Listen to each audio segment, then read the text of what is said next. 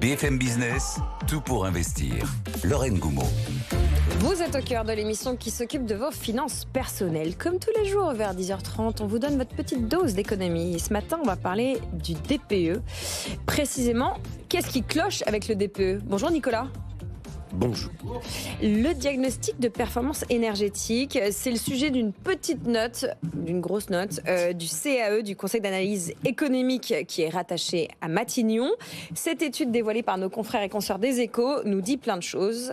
Résumez-nous. Résumé de tout ça, le CAE a voulu savoir si le DPE, tel qu'on le pratique aujourd'hui, c'est fiable ou pas. C'est important parce que c'est pas facultatif, c'est obligatoire. Et ça va vous donner une note pour votre logement qui va de A à G.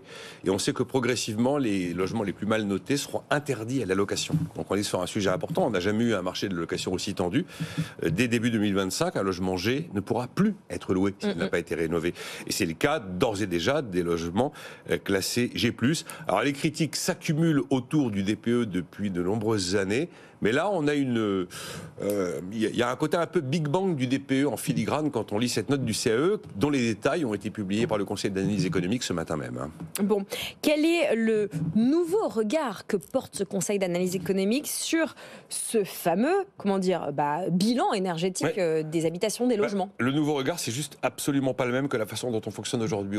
Aujourd'hui, le DPE, il regarde vos murs, vos fenêtres, vos combles, votre sol, et il vous dit vous allez avoir une consommation énergétique de temps par rapport à la structure du bâtiment.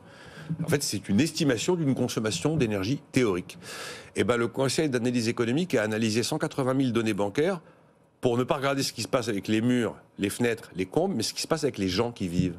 Quelle est leur consommation réelle d'énergie aux gens qui vivent dans un logement? Ne regardons pas le logement, regardons les gens qui y vivent. Et on s'est rendu compte, le CAE s'est rendu compte en faisant ça, que l'écart était monumental entre la théorie imaginée par le DPE et la réalité, la vraie vie de tous les jours, constatée avec les analyses qu'ils ont opérées. Ça veut dire qu'en fait, on se rend compte qu'un ménage va adapter sa consommation d'énergie en fonction de l'état de son logement. Et il y a quelque chose de très contre-intuitif. On pourrait se dire, si j'ai un super bon logement, je vais consommer très peu d'énergie. Si j'ai un logement pourri, je vais devoir me chauffer comme un malade, alors je vais en consommer beaucoup. Eh bien non. Plus votre logement est bien isolé, en fait, plus la température sera élevée et plus vous avez tendance à conserver ce cocon, voire en consommant de l'énergie.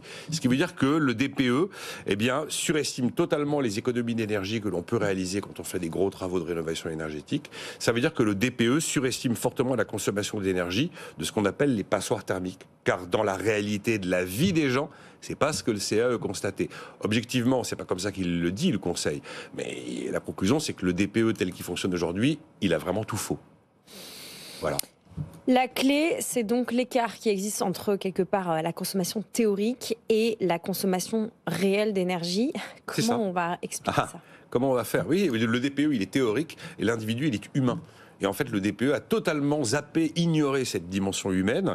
Et en fait, l'ajustement comportemental, indique le Conseil d'analyse économique, explique les 2/3 de l'écart entre la consommation réelle et la consommation théorique. Voilà. La note affirme par exemple qu'entre un logement A et un logement G, la hausse réelle de consommation est de 86%.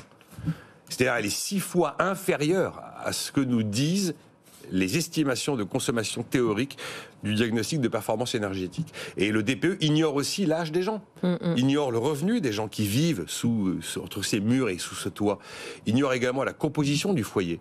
D'où, moi, ma conclusion, c'est qu'effectivement, le DPE a tout faux. Et alors là où c'est très intéressant, c'est qu'il conseille Matignon. Ça veut dire qu'actuellement, il y a une réflexion pour savoir qu'est-ce qu'on fait de ce DPE. Et en fait, les choix de politique publique ont totalement aujourd'hui ignoré cette notion de consommation réelle pour se concentrer exclusivement sur la consommation théorique telle que le DPE l'imagine.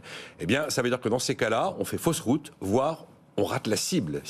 Là, c'est moi qui extrapole les résultats du CAE. Alors maintenant, charge à l'exécutif, effectivement, d'inclure ou non les résultats de ces travaux. Déjà, réformer le DPE pour éviter ces espèces d'incohérences qu'il y a entre la quantité de CO2 émise et le nombre de kilowattheures consommés par mètre carré, c'est déjà très compliqué.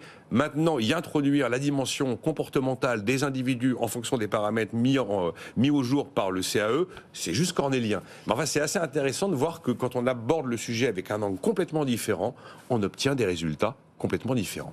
Voilà, vie et mort peut-être du DPE. Mort non, mais réforme complexe. Merci Nicolas Dose pour ce point immobilier et énergie.